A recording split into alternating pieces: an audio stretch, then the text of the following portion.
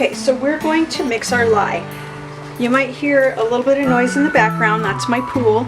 And the reason why you can hear that is because I have my window open. I want to mix my lye in a very well ventilated area. And that way the fumes don't hurt me or anything. So we always want to do safety first. So that's why I'm having the window open and everything. And if you are not familiar with using lye, please follow my directions carefully. Cover your skin.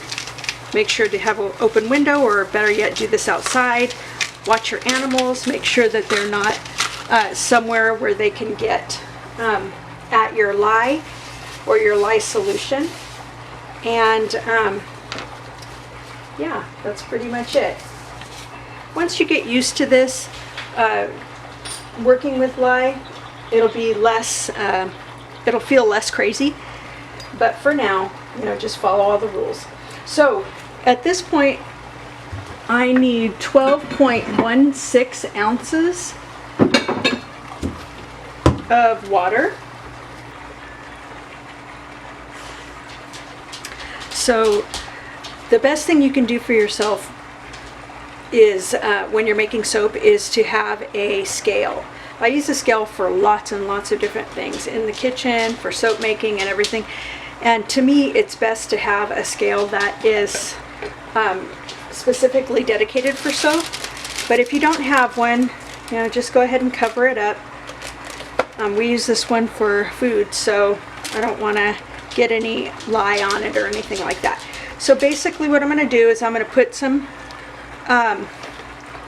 wax paper over the top, and then I'm going to put my container in or on, and then I'm going to turn it on.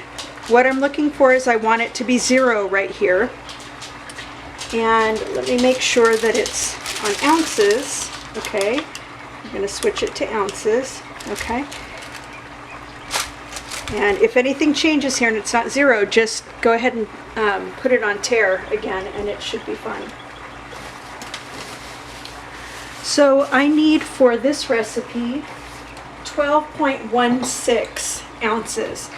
So this scale only does 1 digit after the decimal point, so it's going to be hard to get 12.16, but once I get to 12.15, I'm going to try to get it somewhere between the two and call it good.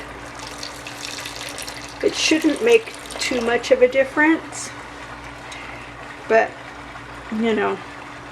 it's the best I can do. So we'll do 12.16. It is better to have one that shows you 2 digits behind the decimal point. And it looks like we're getting close. 12.0.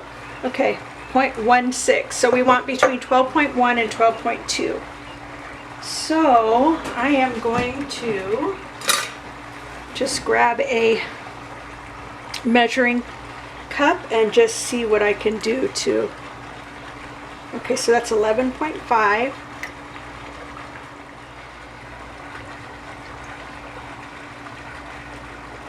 Okay, so I'm going to call that good. It's probably not exactly, but it's very close.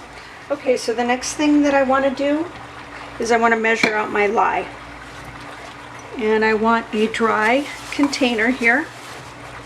And I want to tare this out so it ends up being 0. And I'm going to put my gloves on, and remember, safety first.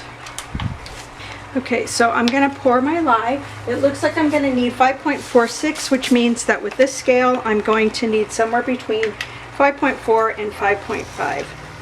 And it looks like I'm having some issues with clumping in here, so lye can actually do that. So hopefully I'll be able to get enough of the powdery stuff that I won't have to deal with the clumps.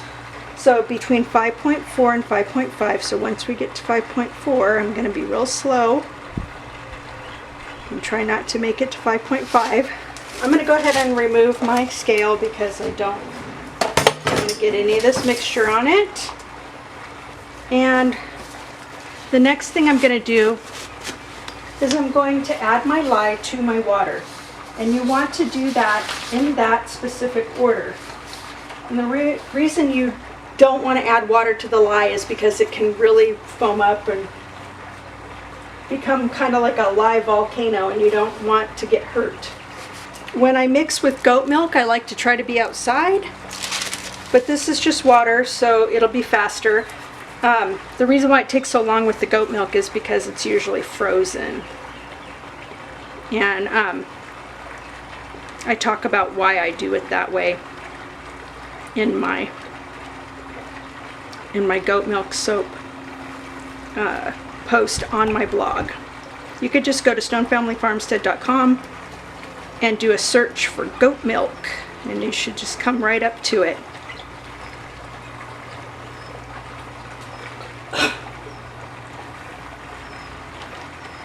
So you want to be really careful about the fumes. This might be a really good time to wear a mask, like the kind you'd wear for coronavirus, because it's kind of lots of fumes. So I've got my head like way away. So one thing that happens when you are mixing lye is the water gets hot. And that's the reason why I can mix lye with frozen goat milk, because it will melt the goat milk and it will also not burn it. So I guess I spoiled the surprise, right? So I'm going to get all of the lye out of here. Get it all into there.